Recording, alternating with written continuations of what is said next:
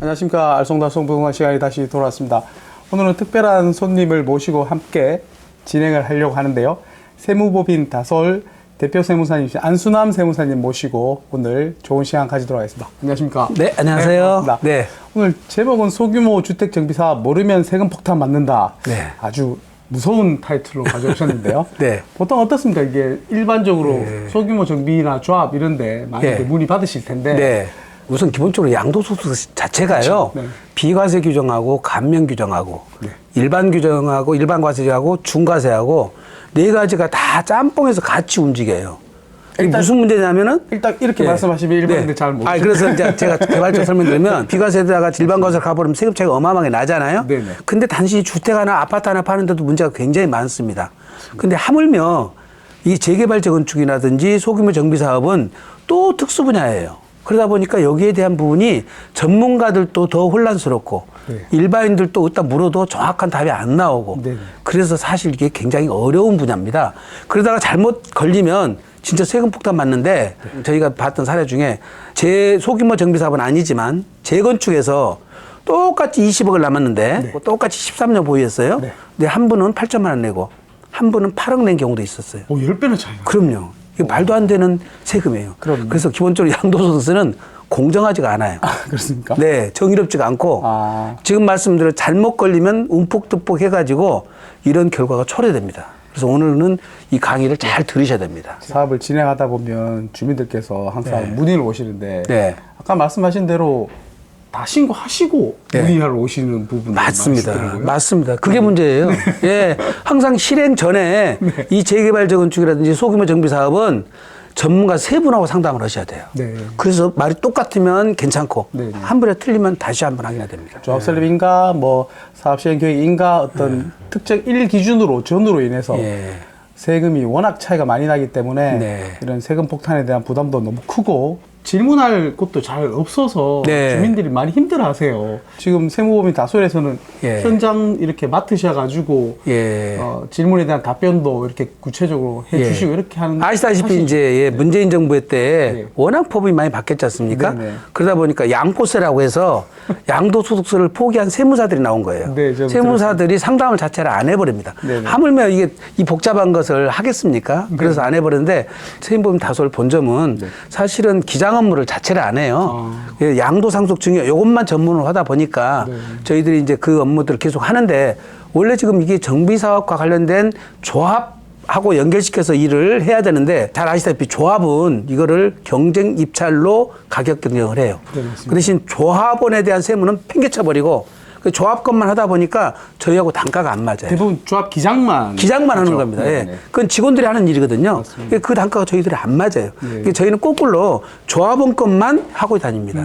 그래서 최근에 한남하이츠라고 저희들이 수임을 해서 어제 그때 토요일 날 세미나를 하고 왔는데 굉장히 반응이 좋더라고요. 조합원들이 제가 물어볼 데가 없는데 저희들이 현장에서 설명하고 상담을 해드리고 즉석에서 그러니까 그런 부분이 조합원들이 굉장히 니즈가 많았던 것 같습니다. 비용이 단순 기장보다는 훨씬 금액이 좀 들다 하더라도 사실 같은 조건에서 8천만 원 양도세, 8억 양도세 같으면 훨씬 더 돈을 더 많이 들이더라도 당연히 세무 상담을 진행을 해야 될 것 같은데요. 그럼 오늘 어떻게 목차대로 해서 설명 한번 부탁을 한번 드릴까요? 그렇습니다.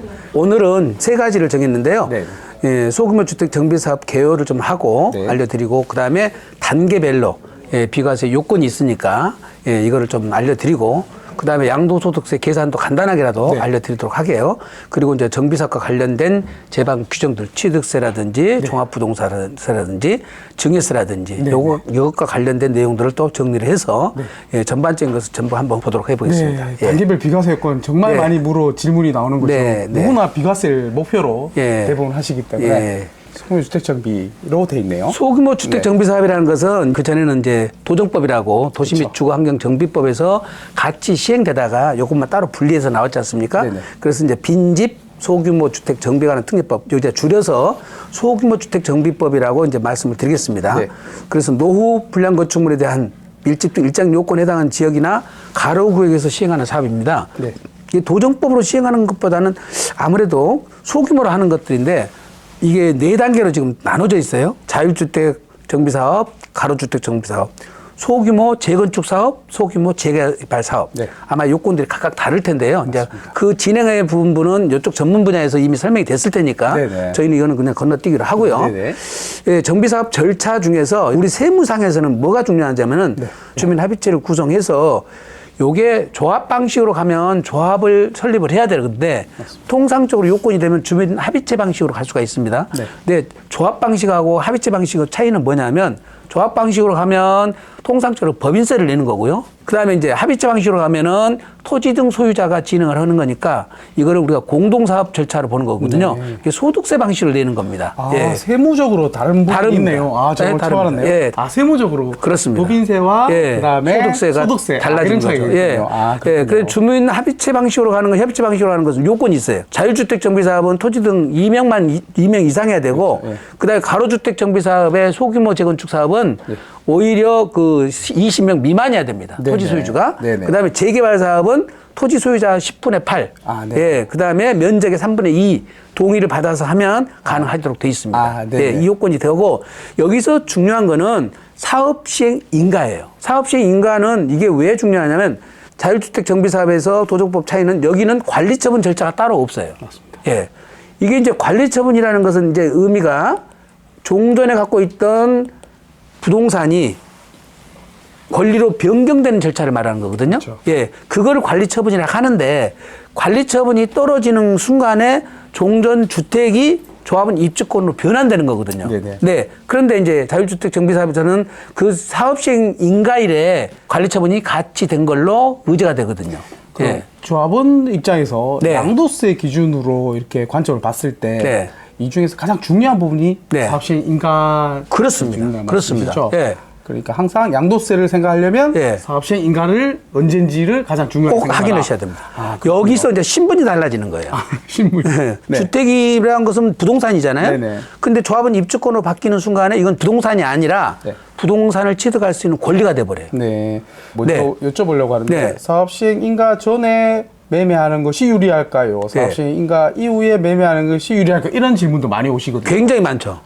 굉장히 많잖아요. 네네. 아까 제가 폭탄 맞았다는 그게 네. 똑같이 부동산을 취득해서 똑같이 갖고 있다 팔았는데 네. 그 차이가 뭐냐면 한 사람은 권리 변환일 이전에 샀고 네. 한 사람은 권리 변환일 이후에 산 거예요. 그럼 권리 변환이라면 여기 사업시행 인가일을 말씀하시는 거죠? 그렇습니다. 네네. 여기서 따지면 사업시행 인가일이죠. 네네. 이전에 사신 분들은 보유기간 계산할 때 네.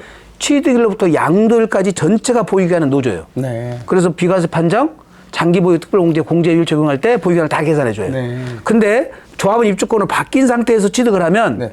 준공일로부터 기산이 돼요. 아. 그러니까 공사기간이 하나도 안 들어가 버리잖아요. 그렇죠. 그러면 준공일로부터 2년 안에 팔면은 비과세도 안 돼 버려요. 네. 장특공제도 하나도 못 받아요. 그러면 이거는 예. 매입해서 자율주택 정비사업이든 가로주택 정비사업이든 세금에서 유리하려고 하면 네. 사업시행인가 이전에 무조건 사업시행 하셔야 되겠네요. 그렇습니다. 아, 그래야지 장특공도 네. 받을 수 있고 비과세도 받을 수 있고. 맞습니다. 아, 이것만으로 해도 엄청나게 큰 차이를 갖다 아실 수 있겠네요. 반대로 네네. 처분한 사람도 마찬가지예요. 이게 지금 장기보유 특별공제는 네. 부동산에 대해서만 해줘요. 네. 그러면 아까 부동산을 취득할 수 있는 권리 여기는 장특공제를 안 해줘요. 아, 이게 부동산이라 하면 네. 주택에 대해서만 해주신다는 그렇습니다. 그렇습니다. 그럼 사업시행 인가가 되면 주택이 아니니까. 아니고 이제 입주권으로 바뀌잖아요. 그래서 장기보유 특별공제도 아예 네. 적용이 안 된다. 옛날에는 입주권 상태에서 팔면은 아예 안 해줬어요. 네네. 안 해줬는데 누가 탁 연구를 해봤어요. 네.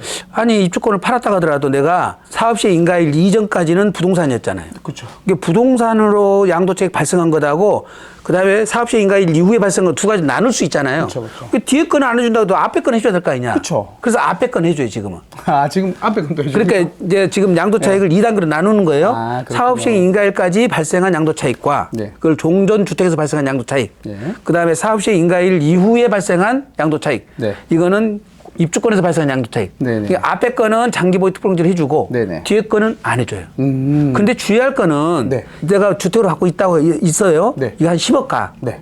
그런데 사업시행인가가 떨어지면서 우리가 그것이 권리가라고 그러는데 뒤에 나오겠지만 네네. 권리가까지가 종전부동산에서 발생한 양도차익이거든요. 네. 그러면 종전부동산에서 사업시행이 떨어져 버리면 권리가가 뚝 떨어지거든요. 네. 그래서 종전부동산에 발생한 양도차익이 줄어들어 버려요. 그래서 세금에 굉장히 차이가 납니다. 그러니까 주택인 상태에서 파는 사람과 네. 조합원 입주권 상태에서 파는 사람 사이에 세금 차이가 굉장히 많이 난다고요. 아, 그러면 이런 경우는 또 어떨까요? 제가 원래 조합원이었는데 네. 사업 시행 인가가 났어요. 네. 근데 이제 어떻게 착공, 이주 착공, 준공 및 청산 전에 매매하려다가 네. 좀 더 오를 것 같다. 네. 그래서 준공하고 난 뒤에 팔려고 하면 네. 그럼 여기 또 비과세 받으려면 네. 준공 이후 또 2년을 가지고 가야 돼요? 아니에요. 그거는 별개인데 네. 좀 이따가 다시 그 한 채 있는 사람에 대해서는 설명을 다시 해야 되겠지만 제가 너무 일반적으로 네. 그냥 황지 청산금을 받았거나 네. 추가 건축비를 전혀 낸 바가 없다면 네. 취득일로부터 양도일까지 네. 모두 보유기간을 계산해줘요. 조금 이따 다시 한번 설명해 줄게요. 이건 어려우니까요. 네. 예, 파트가 따로 나옵니다. 네. 예. 그래서 좌우지간 지금 절차상으로 정비사업 절차 중에 조합원 분양 및 관리처분 계획 수립을 해서 네. 사업 시행인가가 떨어지면 관리처분까지 같이 진행된다는 것까지만 아시고 지금까지 공부한 것 중에서 가장 중요한 거는 사업 시행 인가다. 사업 시행 인가를 반드시 기억해야 되겠네요. 기억을 하고 네. 그 전까지는 부동산, 그 이후는 입주권으로 바뀐다. 네. 요걸 기억을 하신 다음에 앞으로 비과세 그다음에 세금 계산할 때 요거이 굉장히 중요합니다. 사업 시행 인가는 반드시 기억을 해야 됩니다. 바랍니다. 네. 조합원 입주권 개념이라는 것은 아까 말씀드린 대로 도정법에서는 관리처분계획 인가인데 반해서 소규모 정비사업에서는 사업시행계획 인가이니까 그냥 사업시행인가이라고 표현합니다. 네. 사업시행인가일의 권리가 변환됩니다. 네. 그 전까지는 주택, 사업시행인가일 이후부터는 조합원 입주권으로 바뀐다. 네. 그럼 조합원 입주권으로 바뀌면 어떻게 되냐? 1세대 1주택 비과세 규정을 판정할 때는 그 주택이었거나 조합원 입주권이나 이것도 다 주택세에 포함돼요. 네. 내가 다른 집을 갖고 있어. 네. 그럼 나는 집이 몇 채냐? 2채가 된다는 거예요. 그렇죠. 만약에 입주권을 팔 때는 어떻게 되냐? 사업시행 인가 전에는 주택이라고 그랬잖아요. 네. 주택을 팔 때는 주택에 대한 비과세 규정을 적용해요. 근데 입주권은 변환된 상태에서는 입주권 비과세 특례가 따로 있어요. 네. 근데 이 주택과 입주권 비과세 특례는 똑같지 않아요. 사업시행 인가 떨어지는 순간에 아까 우리가 받고 있다고 그랬잖아요. 네네. 이거는 부동산인데 부동산을 여기 취득할 수 있는 권리로. 그렇죠. 그러니까 양도세 계산도 달라지지만 비과세 요건도 달라져 버립니다. 아, 이거 달라져. 진짜 차이 많이 나겠는데. 많이 나요. 네네. 그래서 주의하라는 겁니다. 주택하고 이 입주권하고 팔 때 비과세가 어떻게 달라지는지는 또 뒤에 가서 설명을 하는데 네. 좌우지간 입주권으로 변하는 순간에 주택수 카운트는 동일한데 비과세 특례에 적용한 것은 다르고 이게 또 이제 조합원 입주권을 팔 때는 우리가 다주택자 중과세 규정이 지금은 유예되고 있잖아요. 네네. 내년까지는 안 하지만 네. 제가 예견하기는 폐지되거나 강화될 것 같긴 해요. 어쨌든 다주택 중과세 규정이 살아난다 하더라도 그때 주택은 중과세가 되지만 조합원 입주권을 팔 때는 중과세는 안 돼요. 그러니까 기존 주택을 매매할 때 네. 입주권이 있다 하더라도 네. 중과세는 들어가지 않는다. 네. 조합원 입주권은 주택 수에는 카운트가 된다고 그랬잖아요. 네네. 근데 입주권을 팔 때는 이거는 중과세는 안 한다. 왜? 다주택자 중과세는 다 주택만 중과세래요. 입주권은 주택은 아니잖아요. 네. 이게 주택수만 포함되고 중과세는 안 된다. 거기서는 유리하죠. 그쵸. 근데 지금 다주택자 중과세 제도가 시행되지 않는 상황에서는 조합원 입주권 유리할 것이 하나도 없어요. 그러네요. 무조건 불리합니다. 무조건. 예. 차라리 규제 있을 때 입주권이 훨씬 더 유리하고. 그때는 일부러 관리처분 떨어질 때까지 기다렸다가 그러니까요. 일반세 적용되니까. 근데 지금은 실익이 없습니다. 무조건 입주권 변하기 전에 파시야만 됩니다. 진짜 세무사님들도 양도세에 대해서 포기할 만하네요. 잠깐만. 이제 이거는 실무적으로 안 해보신 분들은 네. 이 차이를 감각을 못 느끼잖아요. 그러니까 이때 팔아 똑같습니다. 이렇게 말을 해보더라고요. 그렇죠. 저도 달라요. 세금 몇 억이 왔다 갔다 하는데 진짜 차이가 많이 예, 지금 실제 시뮬레이션을 다 해서 저희들이 자료를 보여드렸어야 되는데 제가 거기까지는 준비를 못했습니다만 다음 혹시 내가 되면 네네. 다음에 하도록 꼭 한번 더 하고 부탁 드리겠습니다. 예. 어쨌든 지금 도정법상 조합원 입주권 그다음에 소규모 정비사업법상 조합원 입주권 다 이건 입주권으로 본다. 네. 예, 이렇게 이해를 하시면 되겠습니다. 네. 예. 어려운 단어들이 나오는데. 이제 여기서 하나씩 이제 설명을 한번 풀어주려고. 부탁 좀 드리겠습니다. 예. 이게 왜 지금 어렵냐면은 지금 사업계획 인가일 이전까지는 종전 부동산이었고 네. 이제 대부분이 우리가 주택이라고 보시면 되고요. 네. 그다음에 사업시행 인가일로부터 준공일까지 요거는 입주권이라서 권리 상태가 되고요. 네. 그다음에 이제 준공이 떨어지면 이때부터는 아파트로 되는 거예요. 네. 물론 여기에 예외적으로 오피스텔 짓는 경우도 있지만 그건 논외니까 네. 종전주택이 입주권으로 변했다가 다시 아파트로 바뀌는 과정인데 자 보시면 아까 종전부동산이 여기서 입주권으로 바뀌면 권리로 바뀐다고 그랬잖아요. 네. 권리로 바뀌면 첫 번째 아까 장특공제가 안 된다고 그랬잖아요. 그러니까 장기보유 주택이 특별공제. 아니라서 예. 비과세를 못 받는 혜택을 못 받는 아니, 거죠. 장기보유 특별공제 혜택을 못 받는다. 어디서? 네.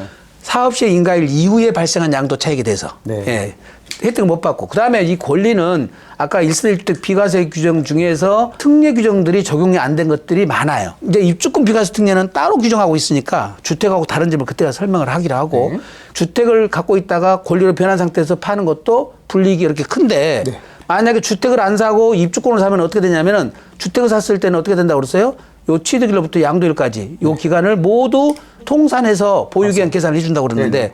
입주권을 여기서 샀잖아요. 예, 여기서 사서 이렇게 판다면 여기는 준공일로부터 요것만 계산해 준다고요. 그러니까 공사기간이 얼마나 늘어날다 하더라도 공사기간 것이 하나도 안 돼버려요. 아무런 이득이 없네요. 보유기간 계산이 안 돼버려요. 그럼 장기보유 특별공제 또 어떤 거? 장기보유 특별공제는 네, 3년 이상 보유한 자산에 대해서 네.